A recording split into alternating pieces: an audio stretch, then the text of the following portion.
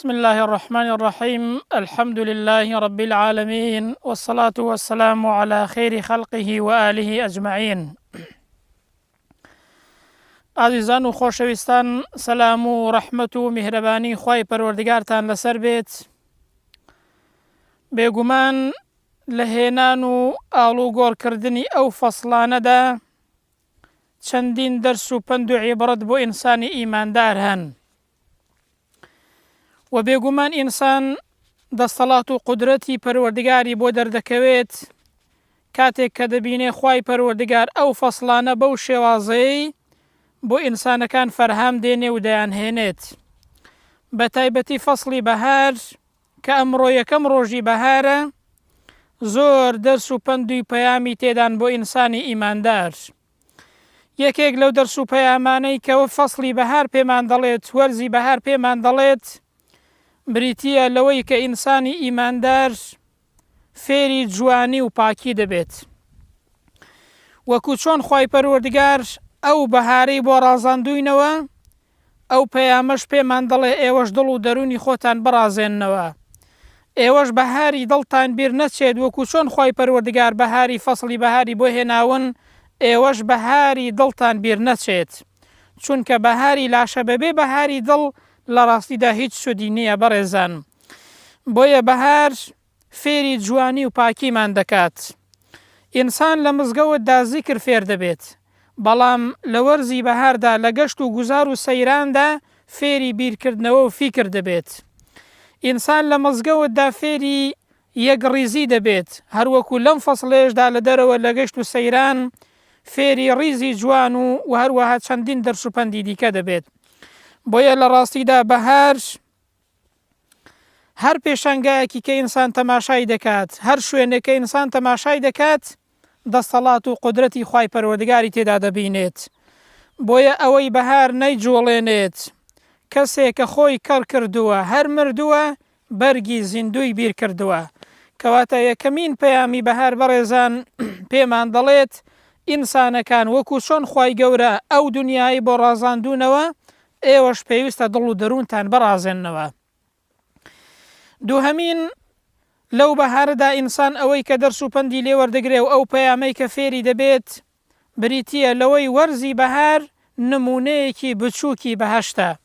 کاتێک کە ئینسان دەبینێت نە سەرمایە و نەگەرمایە، ئەو فەسڵە جوان و دیمەنە ڕازاوەیە، ئینسان وا لێ دەکات کە بیر لە بەهەشتی پەروەردگار و ناز و نیعمەتەکانی پەروەردگار بکاتەوە. بۆیە بەهار نمونەیەکی بچووکی بەهەشتی خوای پەروەردگارە، خوای گەورە بیکاتە قسمەت و نسیبی هەموو لایەکمان. سێهەمین لە پەیامی بەهار ئەوەیە کە بەهار وەرزی تێڕامان و تێفکرینە، وەرزی بیرکردنەوەیە لە ناز و نیعمەتەکانی خوای پەروەردگار، وەرزی تێڕامانە لە دەستەڵات و قودرەت و گەورەی پەروەردگار بەڕێزان. ئەگەر هەموو دنیا کۆبێتەوە لەسەر ئەوەی کە باران ببارێنێت بۆ ئەوەی کە زەوی بژیێنێتەوە، هیچ کەسێک ناتوانێت غەیری پەروەردگار نەبێت. دەی ئەوە پێمان دەڵێ ئینسانەکان قودرەت و دەسەڵاتی پەروەردگارتان بناسن. بۆیە خوای پەروەردگار باسی ئەو بەندانەیە دەکا کە بیر دەکەنەوە و زیکر و یادی خوای پەروەردگار دەکەن، دەفەرمێت الذين يذكرون الله قياما وقعودا وعلى جنوبهم، ئەو کەسانەی کە لە هەموو کاتێکدا زیکر و یادی پەروەردگار دەکەن، بە پێوە، بە دانیشتنەوە، بە ڕاکشانەوە، لە هەموو حاڵەتێکدا زیکر و یادی پەروەردگاریان دەکەن. دواتر دەفەرمێ ويتفكرون في خلق السماوات والأرض، بیر دەکەنەوە لەو بەهارە، لەو فەسڵانە، لەو ئەرز و ئاسمانەی کە خوای گەورە دروستی کردووە، بیر دەکەنەوە چۆن ئەو ئەرز و ئاسمانە خوای گەورە دروستی کردووە. ئەگەر قودرەتی پەروەردگار نەبێت، ئایا لەخۆوە ئەو ئەرز و ئاسمانە دروست دەبێت و ئەو بەهارە دەڕازێتەوە؟ نەخێر، بێگومان. ئەنجا دەفەرمێت ويتفكرون في خلق السماوات والأرض ربنا ما خلقت هذا باطلا سبحانك فقنا عذاب النار.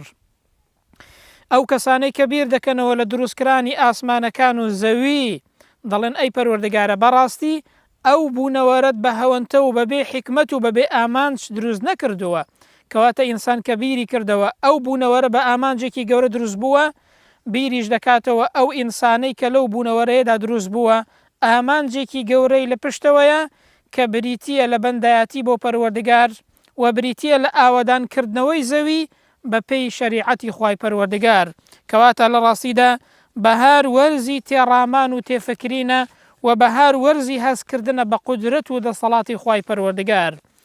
ئەنجا پەیامی چوارەم بەڕێزان، ئینسان لە بەهارەوە فێر دەبێت کاتێک ڕازاوەیی و جوانی بەهار دەبینێت بیر لە ناز و نیعمەت و بەهەشتی خوای پەروەردگار بکاتەوە. ئەو بەهارەی کە دەیبینین نمونەیەکی گچکەکراوەی بەهەشتی خوای پەروەردگارە کە تەشبیه ناکرێت بە هیچ شێوازێک، بەڵام نمونەیەکی گچکەی بەهەشتی خوای پەروەردگار دەبینێ ئینسان کاتێک کە تەماشای ناز و نیعمەتەکانی خوای پەروەردگار دەکات، تەماشای ڕازاوەیی بەهار دەکات، ئینسانی ئیماندار دەڵێ پاداشتی خوای پەروەردگار باشترە، بیر لە ناز و نیعمەتەکانی پەروەردگار دەکاتەوە. یەکێک لە زانایانی سەلەف کاتێک لە عێراقەوە سەفەرێک دەکا بۆ وڵاتی ئێران کە دێتەوە لی دەپرسن ئایا چ شتێکی زۆر جوان و سەرنجە ڕاکێشت بینی؟ دەڵێ ئەوەی کە لەو سەفەرێمدا سەرنجی ڕاکێشام و بینیم بریتی بوو لە دیمەنی پیاوێک کە بینیم ئینسانێکی بەتەمەن لە مزگەوتە لە تێشتەنگاودا دوور کات سنەتی تێشتەنگاوی دەکرد، زۆر سەرنجی ڕاکێشام. ئەمە بینینی ئینسانی ئیماندارە بەڕێزان. کاتێک کە ناز و نیعمەتێکی دنیا و ڕازاوەیی دنیا دەبینێت دەڵێ پاداشتی خوای گەورە باشترە و بیر لە بەهەشت و پاداشتی خوای پەروەردگار دەکاتەوە. بۆیە لە قورئاندا خوای پەروەردگار نمونەمان بۆ دێنێتەوە کە ڕۆژێکیان قاڕون کە ئینسانێکی خواپێداو بوو دەچێتە دەرەوە بەناو خەڵکدا بەو ناز و نیعمەت و دەوڵەمەندیەی کە پێی دراوە بۆ ئەوەی کە خەڵک بیبینێت. جا خەڵک لەو کاتەیەدا دەبێتە دوو تاقم دوو جۆرە قسە دەکەن. خوای پەروەردگار بۆمان تۆمار دەکات لە قورئاندا، دەفەرمێت فەخەرەجە عەلا قەومه فی زینەته. ڕۆژێکیان قاڕون بە جوانی و کەشخەیی بەو سامانەی کە پێی درابوو چۆ دەرەوە بە ماڵ و سامانەکەیەوە. قال الذين يريدون الحياة الدنيا، ئەو کەسانەی کە گوتیان ئەو کەسانە گوتیان کە هەر جوانی دنیایان دەبینی، هەر بیریان لە جوانی دنیا دەکردەوە، گوتیان یا لەیتە لەنا مثل ما ئوتیە قاڕون، ئای خۆزگە ئێمەش وەکو قاڕون بەشێکی ئاوامان پێدرابە، خۆزگە ئێمەش ماڵ و سامانێکی ئاوامان هەبوایە. ئینەه لەذو حەظ عەظیم، چونکە بەڕاستی ئەو ماڵ و سامانێک و بەشێکی زۆر گەورەی پێدراوە. ئینسانی ئیماندار چاوی هەر دنیا نابینێت، بەڵام ئینسانی بێباوەڕ چاوی هەر دنیا و ڕازاوەی دنیا دەبینێت. ئینسانی ئیماندار کە بەهار دەبینێت بیر لە پاداشتی خوای گەورە و بەهەشت دەکاتەوە، بەڵام ئینسانی بێباوەڕ پێی لە خۆبایی دەبێت و خوای پەروەردگاری لەبیر دەچێتەوە. بۆیە خوای پەروەردگار هەڵوێستی ئەوانەشمان بۆ تۆمار دەکات کە ئیماندار بوون کە ئەو جوانیەیان بینی، قاڕونیان بینی بەو جوانیەوە، گوتیان وقال الذين أوتوا العلم ويلكم ثواب الله خير لمن آمن وعمل صالحا. ئاو کەسانەی کە خاوەن زانست بوون، ئەوەش گەورەی زانستمان بۆ دەردەخا بەڕێزان. ئەو کەسانەی کە دەیانزانی حەقیقەتی دنیا چۆنە و قیامەت چۆنە، ئەو کەسانەی کە دەیانزانی دنیا بای چەندە، گوتیان هاوار بۆ ئێوە پاداشتی لای خوای پەروەردگار باشترە بۆ ئەو کەسەی کە ئیماندارە و کردەوەی باشی هەیە. ولا يلقاها إلا الصابرون، و بێگومان ئەو خۆراگری و ئەو تێڕوانینە دروستەش بە کەسانێک نەبێت کە ئارامگرن پێیان نادرێت. ئینسانی ئیماندار ئاوا بیر دەکاتەوە کاتێک کە ڕازاوەی دنیا دەبینێت. تەماشا دەکەین لەو ئاەتەدا خوای پەروەردگار بۆیە بۆمان باز دەکات بۆ ئەوەی کە جوانی بەهار دەبینین بیر لە پاداشتی لای خوای پەروەردگار و بەهەشتی خوای پەروەردگار بکەینەوە. ئینسانی ئیماندار کە جوانی دنیا دەبینێت دەڵێ بەڕاستی پاداشتی پەروەردگار گەورەترە، دەڵێ دەبێ ئای پاداشتی پەروەردگار چۆن بێ لە ڕۆژی قیامەتدا، بەڵام ئینسانی بێباوەڕ پێی لە خۆبایی دەبێت. بۆیە خوای گەورەش ئەوەمان بۆ تۆمار دەکات لە قورئاندا بۆ ئەوەی ئێمەش کە جوانی و ڕازاوەی دنیا دەبینین، بۆ ئەوەی کە ئێمەش ئەو بەهارە جوانە دەبینین بیر لە ناز و نیعمەت و بەهەشتی خوای پەروەردگار بکەینەوە.